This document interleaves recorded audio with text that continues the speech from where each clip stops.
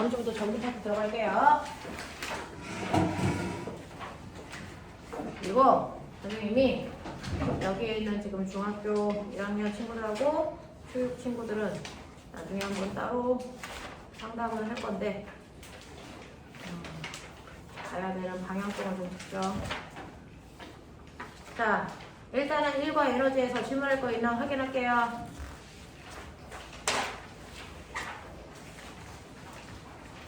여기 있는 문제들은 수능 버전들 중에서 조금 여러분들 풀 수 있는 편리한 문제도 있지만 어려운 문제들도 있어요. 그래서 신경 써서 한번 풀어보시면 되는데 53, 54에서 질문할 거 있을까? 없나요? 넘어가 볼게요. 자, 65, 70까지 중에서 질문할 거 있을까요? 몇 번? 60번? 65번? 맞아요. 자, 65번 잠깐만 볼게요. 자, 어떤 학생이 다음 문제를 풀이 과정과 같이 풀었습니다. 이 학생의 문제를 푸는 과정에서 가정하지 않은 것은 뭡니까? 라고 하는 거예요. 아래 그림과 같이 다이빙 선수가 스프링보드를 이용해서 점프한 뒤에 물속으로 들어갑니다. 이 사람이 물속으로 들어가는 순간의 속도는 얼마이겠습니까? 라고 하는 거예요. 되겠죠? 자, 그러면 요거 한 번만 여러분들이 보시면 사실은 이 아이가 올라갔다가 내려가는 동안에도요, 얘는 공기저항 같은 거 무시하고, 되겠습니까? 공기저항 같은 거는 무시하고, 그 다음에 역학적 에너지가 보존된다는 가정하에서 푼 겁니다. 역학적 에너지가 보존된다는 가정하에서 풀었기 때문에 여러분들이 보시는 것처럼 스프링보드에서 갖는 위치 에너지와 운동 에너지가 그래서 최고점에서도 똑같을 거고 바닥에서도 똑같을 거야 라고 얘기하는 역학적 에너지 보존 법칙을 이용해서 문제를 풀겠다는 거예요. 그래서 다이빙 때가 이렇게 있어요. 그래서 여기에 이제 서 있단 말이죠. 그랬다가 얘가 퐁 뜨면 올라갔다가 떨어졌을 때 물에 닿는 순간 역전력이 얼마야? 요거 구하고 싶은 거죠. 그래서 자, 그럼 우리 편의상 여기를 A, 여기 최고 높이를 P, 여기를 C라고 잡으면 됐죠? 공기저항 무시했기 때문에 A에서 가는 역학적 에너지나 B에서 가는 역학적 에너지나 C에서의 역학적 에너지가 같을 거야. 이렇게 잡을 거야. 이래? 오케이. 되겠죠? 자, 그랬을 때 여러분들이 보시면 A에서의 역학적 에너지는요, 위치 에너지 더하기 운동 에너지가 역학적 에너지예요. A에서의 위치 에너지는 mg 높이가 h 더하기 운동 에너지는 1분의 1 mv 제곱. 이게 역학적 에너지야. 맞지? 그 다음에 B점 최고점에서는요, 운동 에너지는 없어요. 속력이 0이 될 때까지 올라가니까. 그랬을 때 이 아이의 최고점에서의 위치 에너지는 mg UH. 그럼 이제 머리가 좋은 친구들은 뭘 생각할 수 있냐면 요거를 요 값이랑 똑같아야 되거든요. 역학적 에너지니까. 그죠? 그렇다면 요 값의 크기는 얼마니? 2분의 1 mv 제곱의 크기가 mg h였다 이런 얘기죠. 맞아. 네. 그 다음에 얘가 C로 옵니다. C로 오면 우리는 여기를 기준면으로 잡았기 때문에 요 높이가 h고 요 높이가 eh야 라고 하는 건 여기 기준으로 생각하는 거죠. 그러면 기준면으로 왔기 때문에 C에서의 위치 에너지는 없어요. 그러면 온전히 여기에서는 운동 에너지가 갖는다. 이때 속력을 부신 자체라고 하면 이 속력의 제곱이 얼마나 같아야 된다? 여러분들이 알고 있는 EMG, H와 같아야 된다. 맞죠? 이 얘기예요. 그랬을 때 2분의 1 MV 다시 제곱이 EMG, H고요. 여기서 요거요. 2분의 1 MV 제곱이 MG, H. 되겠어? 그러면 요거의 2배가 얘네. 요 얘기죠. 되겠죠? 네. 이렇게 되는 겁니다. 그래서 얘는 2분의 1 MV 다시 제곱이 자, 얼마나 같니? mg v 제곱이 mv 제곱이랑 같다. 요 얘기죠. 맞아? 그래서 이렇게 나중에 가시면 됐죠? v 다시 v v랑 같다. 되겠어? 뭐 이런 것들을 해결할 수 있단 말이야. 그래서 스프링보드의 탄성 에너지는 출발 속력에 V에 비례합니다. 라고 하는. 그래서 네 보시면 여기에서 스프링보드의 탄성 에너지는 출발 속도 V에 비례하는 값을 갖습니다. 라고 했는데 여기에서는 탄성 에너지는 고려했냐 안 했니? 탄성 에너지 고려했냐 안 했니? 안 했어요. 그냥 운동 에너지와 위치 에너지만 생각한 거지. 스프링 보드가 이게 탱탱탱탱 하거든요. 팅팅팅 할 때 얘가 가지고 있는 탄성 에너지는 생각을 안 했단 말이죠. 탄성 에너지를 생각을 했으면 A점에서 운동 에너지, 위치 에너지 더하기 탄성 에너지를 했었어야 되는데 이걸 고려하지 않았다. 그래서 단지 위치 에너지와 운동 에너지만 보고 한 거다. 알겠냐? 이렇게 된 겁니다. 자, 그래서 처음에 스프링 보드의 탄성 에너지는 출발할 때 V의 속도에 비례한다라고 하는 걸 지금은 알 수 없어요. 알겠어? 네, 그런 얘기한 겁니다.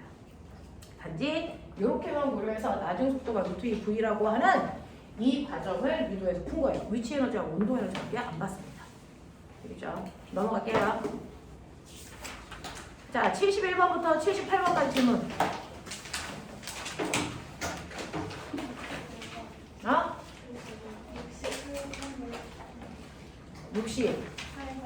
68번하고 68, 71, 70, 7 이렇게요.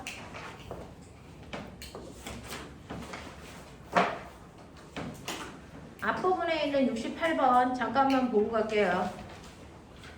68번 보시면 68번은 그림 가는 철수가 줄과 도로래를 이용해서 지면에 놓여 있는 질량이 10kg의 물체를 일정한 힘으로 들어 올리는 것을 나타낸 것입니다.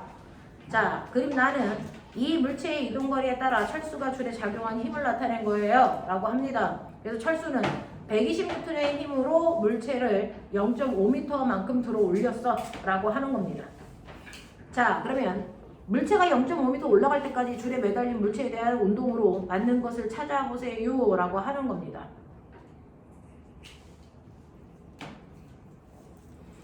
자, 그러면 그 중에서 기억 볼게요. 줄에 매달린 물체에 작용한 힘은 20N입니까? 라고 했어요. 자, 줄에 매달려 있는 물체에 작용한 알자 힘이 20이니? 라고 했는데 여러분들 보시면 거기 줄이 몇 가닥인지 확인. 줄 몇 가닥? 한 가닥. 그러면 한 가닥의 팽팽한 줄은 어느 부분이든 작용하는 장력의 크기는 어때야 된다? 같아야 된다. 이렇게 되어 있어요. 물체가 이렇게 되어 있죠. 이렇게 해서 이렇게 당기고 있는 거네요. 이 정도로 이렇게 돼서 지금 이쪽으로 120N의 힘을 당기고 있는 거니까 됐어. 이 실에 걸려있는 거 120, 120, 120 이거예요. 그러니까 이 실이 위로 잡아당기는 힘도 120N인데 얘가 얼마짜리라고 했냐면 10kg짜리라고 했으니 중력은 아래쪽으로 1N이 작용하겠죠. 여기서 그러면 알짜 힘은요? 라고 하면 큰 힘에서 작은 힘을 빼시면 되니까 알짜 힘은 이쪽 방향으로 20N 이렇게 되는 거죠. 되겠어? 그래서 줄에 매달려 있는 물체에 작용하는 알짜 힘은 20N입니다. 맞는 얘기. 자, 철수가 줄에 매달린 물체의 한 일은 얼마이겠습니까? 라고 하는 이제 했어요. 한 일을 구하래요. 한 일은 무조건 행복하게 이동한 거리를 못하는 건데 자, 이거 누가 한 일 구하래요? 철수가 한 일을 구하래요. 그러면 힘은 철수가 준 힘을 써야 되죠. 120N 되겠냐? 그리고 이동한 거리요. 됐어. 얘가 실을 당긴 만큼 이 물체는 고속도로에서 똑같이 올라갔을 거예요. 0.5m. 되겠죠? 그래서 0.5로 곱하시면 얼마 나온다? 60줄 나온다. 알겠어? 이게 철수가 한 일입니다. 자, 그 다음에 디귿. 줄에 매달린 물체의 운동 에너지 변화량은 얼마겠습니까? 라고 했는데 선생님이 말씀드렸죠? 자, 이렇게 역학적 에너지가 바뀌더라도 알자 힘이 한 일은 반드시 운동 에너지만 무엇인가 변화시킵니다. 알짜 힘의 한 일은 언제나 운동 에너지만을 변화시킨다. 위치 에너지 변화량과 알짜 힘의 한 일은 전혀 상관없다. 맞아요. 이거를 우리는 멋진 말로 일 에너지 정리라고 합니다. 알짜 힘의 한 일은 그래서 에너지 중에서도 운동 에너지만을 변화시킨다. 알겠어? 이걸 일 에너지 정리라고 해요. 그 중에서 앞에서 나왔어요. 이때 작용한 알짜 힘은 20N이라고. 됐어? 그 20N의 힘만큼이 운동 에너지를 변화시킬 거예요. 그러면 20N의 힘으로 몇 미터 옮겼어요? 0.5m. 그러니까 알짜 힘의 한 일은 얼마? 10줄. 됐어? 이만큼이 올라가는 물체의 운동 에너지를 변화시킨 겁니다. 알겠어? 요 얘기 하는 거야. 알짜임이 한 일은 언제나 운동 에너지만을 변화시킨다 라고 하는 거죠. 그래서 운동 에너지 변화량은 철수가 한 60줄이 아니라고요. 아 정말? 철수는 60 했는데 운동 에너지 10만 증가했어? 그러면 운동 에너지가 10 증가했으면 나머지 50은 어디 갔어? 위치 에너지 변화량. 됐어? 구해보세요. 10kg짜리가 0.5 올라가라. 위치 에너지 얼마 증가했을까? 알겠습니까? 요거예요. 그러면 중력과 속도 mqh니까 질량시 중력과 속도시 곱하기 0.5 해보세요. 얼마? 50. 맞죠? 그래서 위치 에너지 증가량 50, 운동 에너지 증가량 정확하게 10. 알겠어? 이 운동 에너지 증가량 정확하게 10이 바로 알짜임을 통해서 여러분들이 구한 에너지. 알겠습니까? 네. 이렇게 가는 거. 그래서 기억하고 니은이 맞아요. 자, 그러면 71번으로 가달라 그랬어요.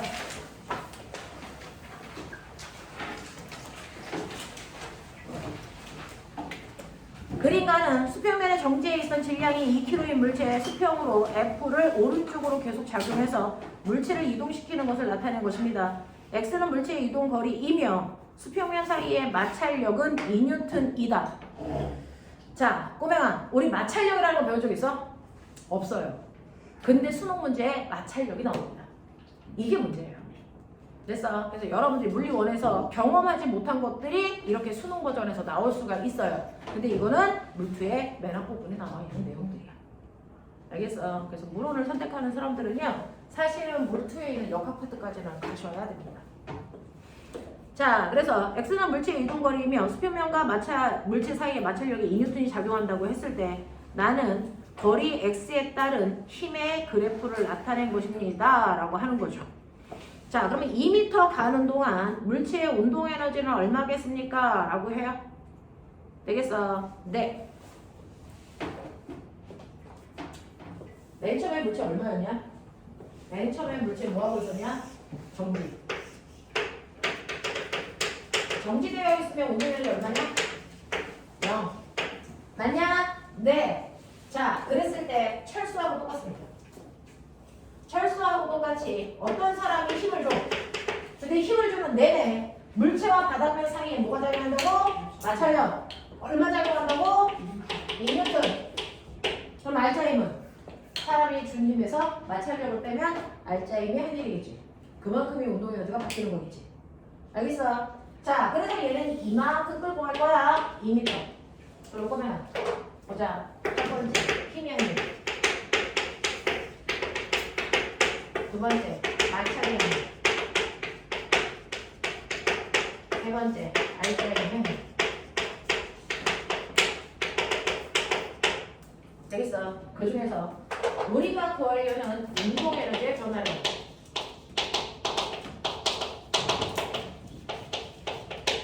알짜임이 한 일이다. 그럼 알짜임이 한 일은 어떻게 구한다?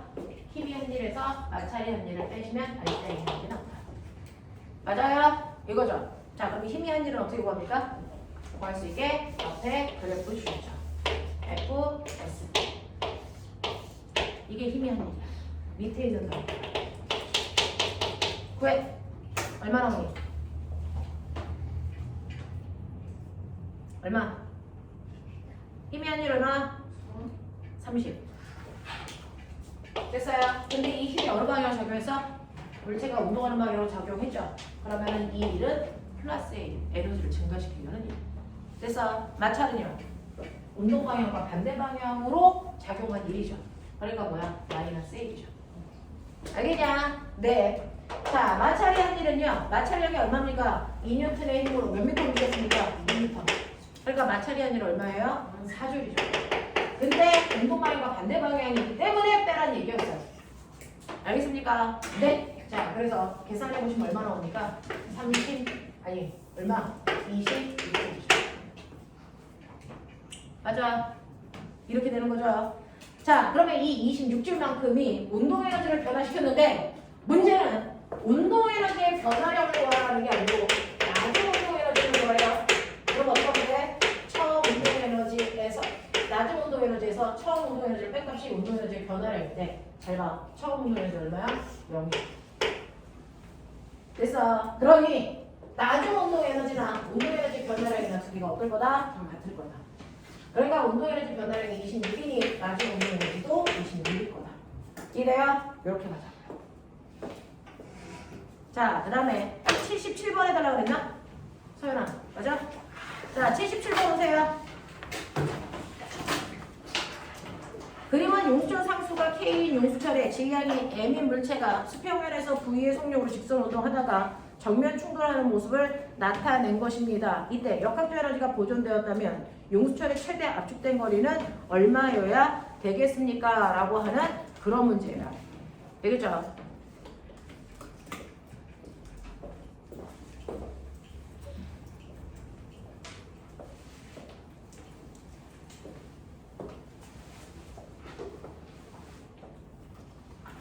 선생님이 여러분한테 말씀드리고 있어요.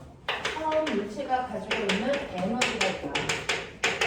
근데 얘가 일을 하느냐고 에너지를 쓰면 쓴 만큼 감소, 일을 받으면 받은 만큼 에너지 증가, 일을 하지도 받지도 않으면 에너지는 보존. 맞아요? 네. 그 관계를 이렇게 설명하고 있어요. 나중에는 자, 그럼 보시면 맨 처음에 이물체의 운동 에너지가 처음에 에너지겠죠? 얼마? 2분의 1 mv 제곱만큼의 운동 에너지를 가지고 있는 그래서 수레가 굴러오고 있어요. 이런 얘기예요. 자, 근데 여기에서 뭐라 그랬어요? 그림 밑에 있는 첫 번째 줄에 밑줄 역학적 에너지 보존된다고요. 역학적 에너지가 보존된다는 얘기는 일을 한 게 있니 없니? 없어요. 받은 거 있니 없니? 없다는 얘기죠.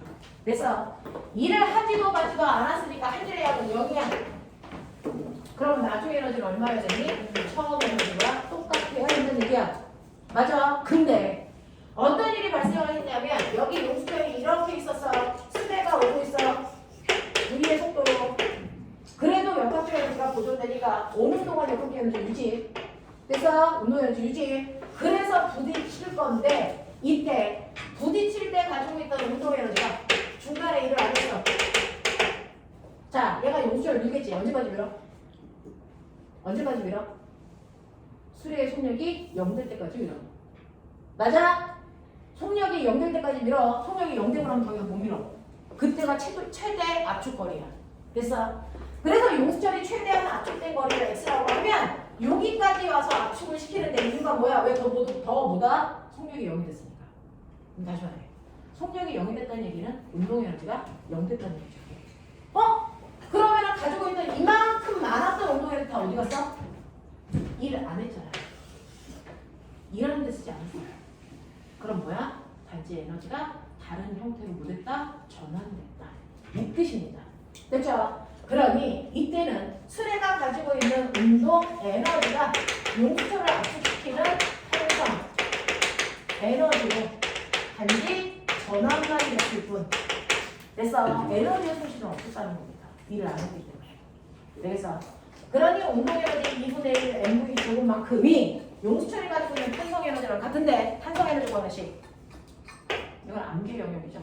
탄성 에너지 하나씩 불러 2분의 1 k x 제곱 맞습니까? 요걸로 바뀌었다는 거야. 크기는 같다는 얘기야. 되겠죠? 그랬을 때 이때 용수철이 최대한 압축된 거리인 x값 구해주세요 라고 했으니 x로 정리. 알겠어? x로 정리하자. x는 루트 k분의 m 맞습니까? 이렇게 정리해. 얘는 v를 안쪽에다 넣었으니까 넣으려면 조금 불리 들어가야 돼. 이렇게. 알겠어요? 이렇게 되면 뿐이야. 알겠죠? 네, 여기까지가 여러분들이 했던 내용입니다. 자, 그러면 오늘 선생님하고 59페이지 연력하게 해당되는 내용 문제까지 다 풀어보죠. 아직 중간고사가 안 끝난 사람도 있고 오늘 다음 주에 시험 보는 아이도 있어서 오늘 유한이는 월요일, 화요일날 시험 봐서 오늘 안 한다. 자, 그래서 다음 주까지면 시험이 대충 끝날 수 있겠죠. 자, 59페이지 볼게요. 선생님은 신목중학교 아이들도 있는데 신목중학교는 시험 날짜가 18일이래요. 18일. 자, 중간고사 시작도 안 한다 학교도 있고 뭐 그러네요. 자, 59페이지 보시면 연력학에 대한 이해입니다. 자, 연력학을 여러분들이 선생님이랑 처음 배우는 건 아니니까, 그래서 연력학을 배운 것들을 머릿속에 가지고 계시면 선생님하고 연력학에 해당되는 이제 심한 내용들을 뒤에서 풀어나갈 건데, 지금 현재 중학교 3학년 애들이 가고 출석 면접 시험 보고 있는데 연력학에 해당되는 거 많이 물어보고 있고요. 연력학과 관련된 것 중에서 화학과 연결된 거, 보일샤르의 법칙. 기억나? 압력이 커질수록 부피는 줄어든다. 온도가 높을수록 부피는 커진다. 자, 연력학하고요, 보일샤르의 법칙을 합해서 나오는 문제가 구름 생성될 때 과정, 단열 팽창 뭐 이런 얘기 있거든요. 그래서 거기까지 끌고 가시면 되는데, 우리 알아요. 여러분들이 얘기하는 열이라는 건 사실은 축약된다는 거야. 열의 원래 이름은 뭐다? 열 에너지다. 다른 말로 얘기하면 뭐다? 열량이다. 우리가 얘기하는 열은 사실은 열 에너지를 얘기한 거야. 그래서 그 열이라는 건 뭡니까? 라고 얘기하면 어떤 물체에 차고 뜨거운 정도를 우리가 습관적으로 열이라고 하는 거예요. 그죠? 근데 차고 뜨거운 정도는 똑같아도 사람들마다 그거를 국어적으로 표현할 때는 표현법이 다르죠. 어떤 사람들은 실관을 만지면 아 시원해 하는 사람도 있고요. 아 차가워 라고 표현하는 사람도 있어요. 똑같은 차가운 정도인데.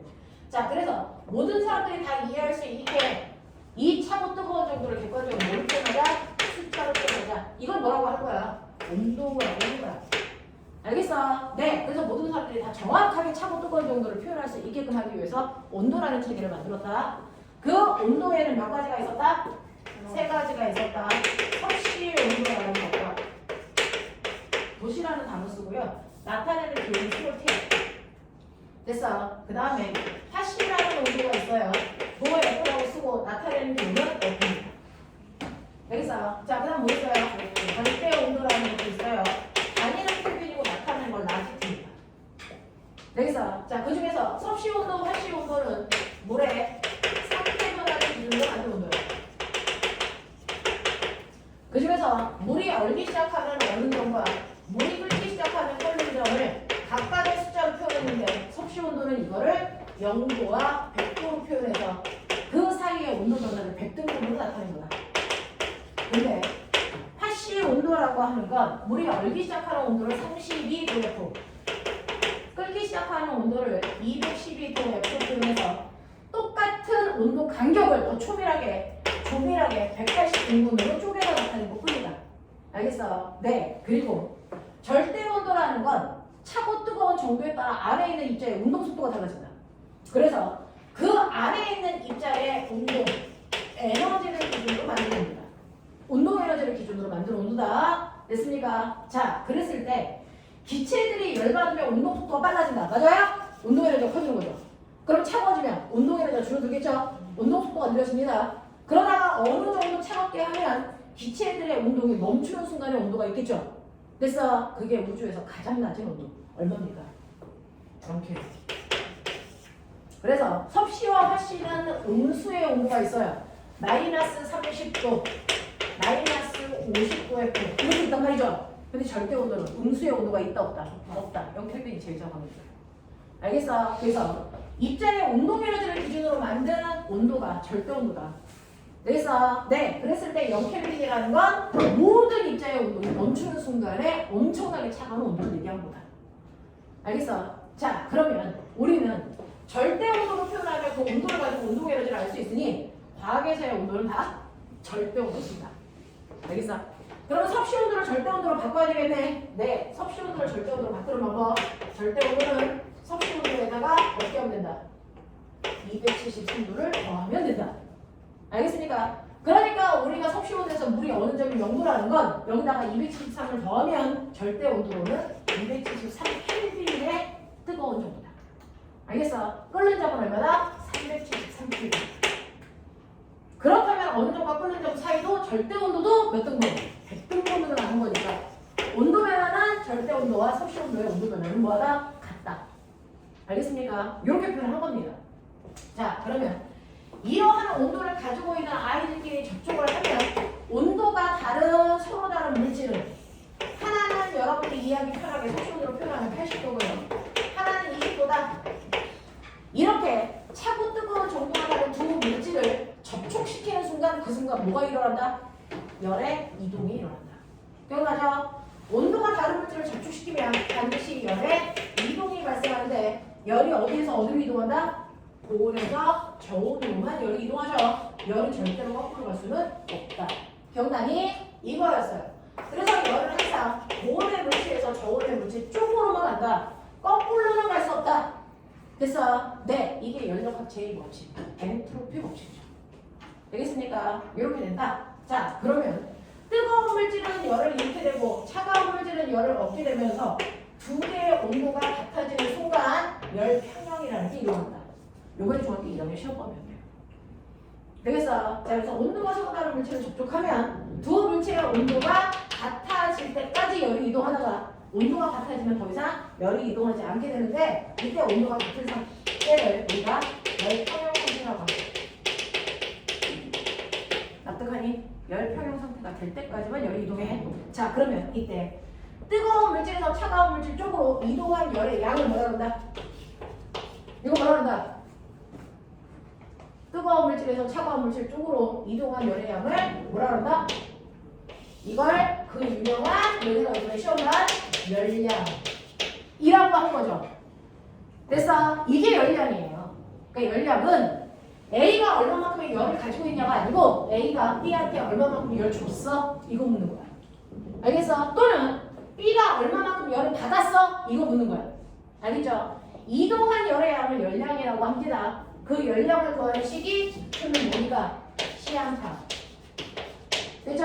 Q가 뭐예요? 열량. C는 뭐예요? 비열. 곱하기 M이 뭐예요? 질량.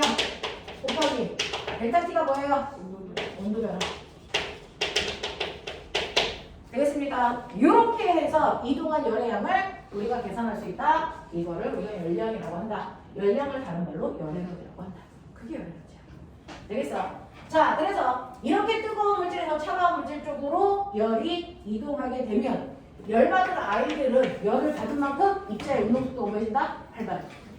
입자의 운동 속도가 느리다가 빨라지면 그 주변에 어떤 입자도 못 들어오게 하거든요.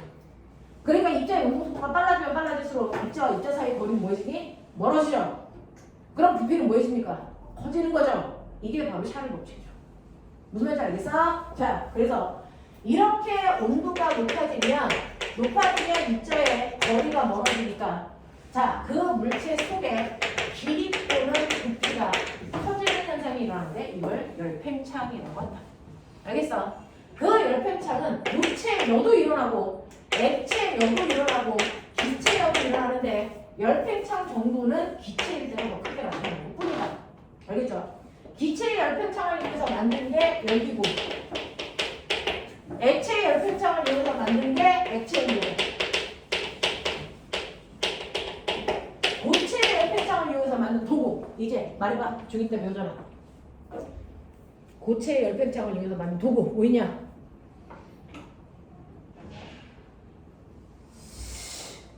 뭐 있어? 그렇지! 뭐가 있냐? 바이메탈. 됐어? 그래서 금속에 있는데 열 받으면 늘어나는 정도 뭐지만 열 팽창이 있잖아. A라는 물체가 있고 B라는 물체가 있는데 A에 비해서 열 받으면 B가 더 많이 늘어나. 열 팽창률이 더 크대. 됐어? 내가 가열해. 그러면 A는 조금 늘어나려고 그러고 B는 많이 늘어나려고 하는데 그래서 앞부분을 붙여놨기 때문에 얘가 뼈를 못 튀어나와. 그럼 어떡할 거야? 앞으로 나올 수 없으니까 뭐 한다고? 휜다고. 위로 휘니 아래로 휘니? 아래로. 어디로 휘어야 되니? B의 열팽창이 더 크려면 B가 더 길어야 되니까 어디로? 위로 휘죠. 됐죠? 그래서 얘가 위로 휘게 되면 이런 식으로 A는 살짝만 올라가고요. B는 이렇게 올라가게 되니까 여러분 보시면 A가 늘어난 길이는 요만큼밖에 안 되는데 B가 늘어난 길이는 요만큼이 되겠죠. B가 더 많이 늘어난 거죠. 알겠어? 네. 그래서 이 아이가 한쪽으로 휘게끔 만들어 놓고 그래서 여기에다가 이렇게 회로도 전선을 연결하면 얘가 원래는 내려와 있었으니까 붙어있다가 휘면서 전선이랑 떨어져 전류의 흐름을 차단한다. 스위치의 역할을 한다. 이게 온도 조절 장치다. 알겠습니까? 이렇게 얘기하면 바이오메탈. 납득하죠? 네, 이게 열팽창을 이용한 겁니다. 자, 그러면 이런 식으로 열을 받으면 부피가 커지는데, 자, 이런 과정을 이용해서 만든 게 기체 부피 변화다. 기체 부피 변화를 설명한 내용 두 가지가 있죠. 기체의 부피 변화는요, 온도가 높아지면 부피가 커져라고 얘기한 게 있죠. 이게 바로 다른 거죠. 그래서 실제로 기체는요, 섭씨 온도가 0도씨일 때도 기체는 부피가 있었어. 그랬다가 온도를 높이면 기체의 부피가 커지는데, 됐죠? 거꾸로 온도를 낮추면 기체의 부피가 줄어들겠죠? 그러다가 기체의 부피가 0이 되는 순간에 온도가 높겠죠? 그 순간의 온도가 바로 영하 얼마? 273도씨. 이때 온도를 뭐라고 한다고? 0켈빈으로 만들었다. 그래서 절대 온도가 생긴 거야. 알겠어요? 그러면 보면 절대 온도를 기준으로 하면 기체의 부피와 온도 사이에는 무슨 관계가 있다? 정비례 관계가 있다. 알겠어요? 그래서 기울기 값이 일정하다. 다시 말해 절대 온도 분의 부피는 항상 일정한 기울기를 갖는다. 맞죠? 이게 샤를 법칙이에요. 보일 법칙은요, 압력을 높이면 부피가 줄어든다. 됐어? 이거 설명한 사람이 보일.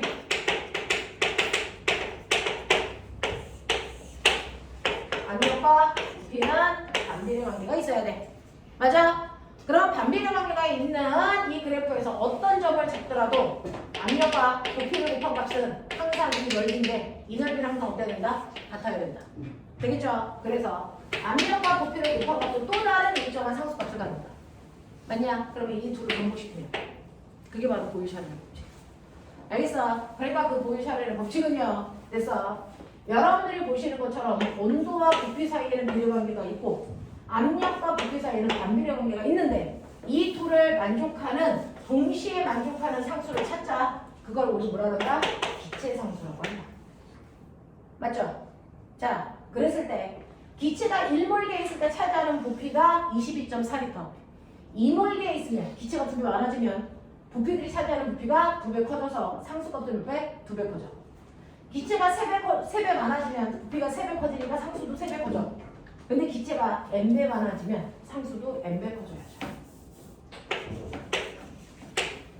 그래서 보일의 법칙, 샤를의 법칙, 그 다음에 부피에 따라서 입자수가 증가한다는 아보가드로의 법칙까지를 접목해서 만든 식이 바로 기체 반응 법칙이에요.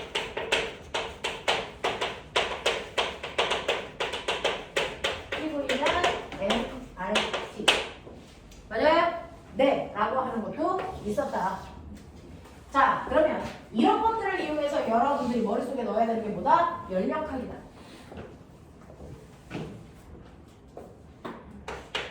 열도 일할 수 있는 능력을 가지고 있어요. 자, 그래서 우리가 열역학에 대해서 배우는 건데요. 열역학에 대해서 배울 때 열역학 법칙 몇 가지? 열역학 법칙 몇 가지? 이 새끼들이 물리원을 배워도 안 배운 척하고 앉아있기는 겸손한 새끼들. 자, 열역학 법칙 몇 가지? 3가지. 열역학 제0법칙. 이제 외워. 열역학 제1법칙. 열역학 제2법칙. 되겠어? 싸그리 여기에 있는 중학교 2학년 친구들은 이제 중간고사가 끝났으니까 조금 있으면 기말고사 보거든요. 이제 너네들은 예비 중3이거든요. 우리 학원에서 예비 중3은 고3과 똑같이 입시생이거든요. 여러분들이 하이스쿨을 안 다니면 몰라도 하이스쿨을 다니는 동안은 여러분들은 중3은 입시생이에요. 되죠? 그래서 과고를 가던 영재고를 가던 자사를 가던 그래서 적어도 일반고를 목적으로 하지는 않을 거다. 일반고를 목적으로 하면 적어도 의지하사 쪽은 생각한다. 그래서 라고 생각하는 거예요.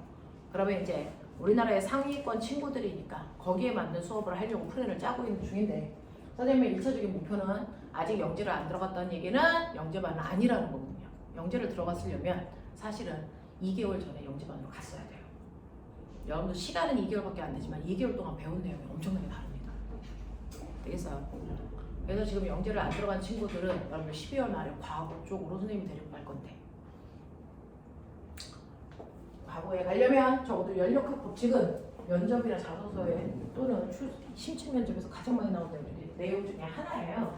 그러니까 머릿속에 잘 넣으셔야 돼요. 되겠죠? 그래서 연력학 제1법칙 이게 뭐냐면 선생님이 그냥 연력학 제1법칙 이름이야.